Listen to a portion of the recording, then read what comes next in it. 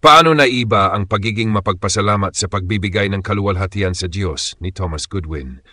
Paano naiba ang pagiging mapagpasalamat sa pagbibigay ng kaluwalhatian sa Diyos sapagkat magkaiba ang mga ito ayon sa Roma 1:21?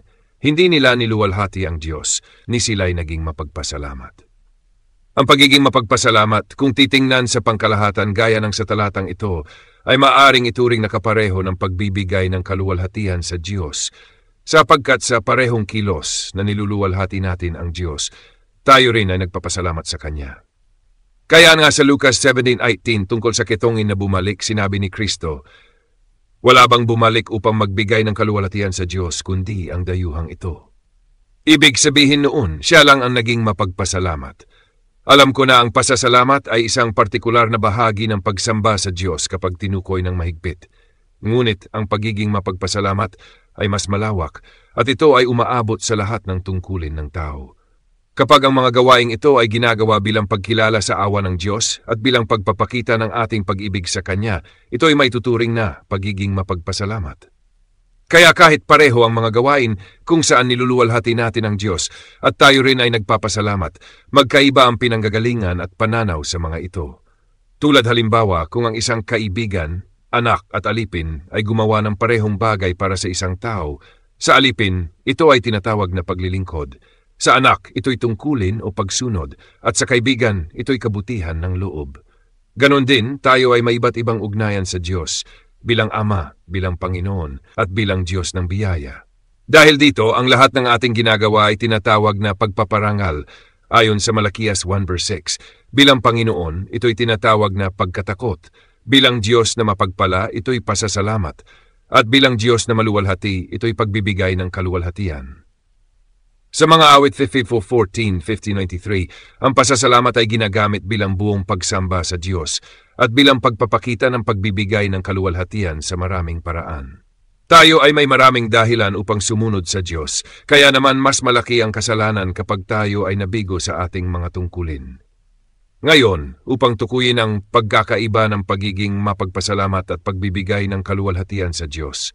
Ang Diyos ay napakakaluwalhati, kaya dapat nating gawin ang lahat para sa Kanya at sundin Siya sa lahat ng bagay at gawin Siyang layunin ng lahat ng ating gawain.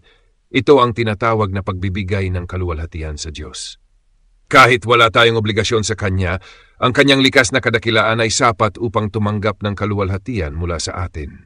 Ayon sa mga awit 29:2, ibigay sa Panginoon ang kaluwalhatiang nararapat sa Kanyang pangalan. Ngunit higit pa roon, tayo ay may karagdagang dahilan dahil sa Kanyang maraming habag sa atin. Kapag tayo ay kumikilos dahil sa pagkilala sa Kanyang kadakilaan, ito ay pagluluwalhati.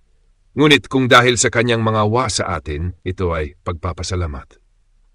Kaya sa Roma 21, mas lalong pinalala ang kasalanan ng mga hentil. Kahit nakita nila ang kapangyarihan ng Diyos sa paglikha ng mundo, mga awitin, hindi pa rin nila siya niluwalhati. Pangalawa, kahit alam nilang galing sa Diyos ang kanilang mga tinatamasa, gaya sa Gawa 40:10, hindi iniwan ng Diyos ang Kanyang sarili na walang patotoo, na siya ay gumagawa ng mabuti, nagbibigay ng ulan at bunga ng panahon, at nagpapasaya ng mga puso. Hindi pa rin sila naging mapagpasalamat, kaya lalo pang pinalala ang kanilang pagsuway dahil sila ay naging di mapagpasalamat. Ano ang pagiging mapagpasalamat? Ito ay malayang pagbabalik ng kaluwalhatian sa kabutihan ng Diyos upang luwalhatiin Siya at ipakita ang ating pag-ibig sa Kanya. Una, ang pagiging magpasalamat ay isang pagbabalik at dito nakapaloob ang Kanyang diwa. Ito ay may kaugnayan sa isang bagay na tinanggap. Kung ako ay magbigay ng isang bagay sa isang tao nang walang anumang ugnayan sa kanyang naibigay, ito ay basta pagbibigay, hindi pasasalamat. Ngunit kung magbalik ako ng kabutihan dahil sa tinanggap kong biyaya mula sa Kanya, ito ay pasasalamat. Gaya ng sa mga awit 150:12, ano ang aking ibabalik sa Panginoon sa lahat ng Kanyang kabutihan sa akin? Kung nais mong malaman kung ang ginagawa mo ay bunga ng pasasalamat, itanong mo ito. Ito ba ay pagbabalik sa Diyos? Nakikita mo ba ang Diyos bilang pinagmulan ng lahat ng iyong tinatamasa? At dahil dito, ang iyong pagsunod ay nakikita mo rin bilang isang pagbabalik ng kabutihan sa Kanya. Kung hindi mo ito tinitingnan bilang pagbabalik, kahit gaano pa karami ang iyong gawin, ito'y hindi tunay na pasasalamat. Kung iniisip mong nakadagdag ka sa Diyos at sinasabi mo sa puso mo, hindi ba ako nanalangin? Hindi ba ako nagayuno? Isaiah 58. Ito ay pagmamayabang, hindi pasasalamat. Kung iniisip mong utang na loob ng Diyos ang iyong pagsisisi at mga gawa mo, ito ay pag-akalang ikaw ang nagbigay muna sa Diyos. Ngunit sabi ng Diyos sa Job 41 verse 11, sino ang nauna sa akin na dapat kong bayaran?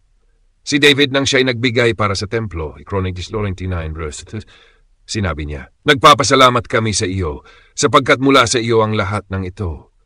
Ibinigay man nila ng kusa, ngunit ito'y galing pa rin sa Diyos, kaya tunay na pasasalamat iyon. Lahat ay mula sa Diyos, kahit ang pasasalamat na ibinabalik natin.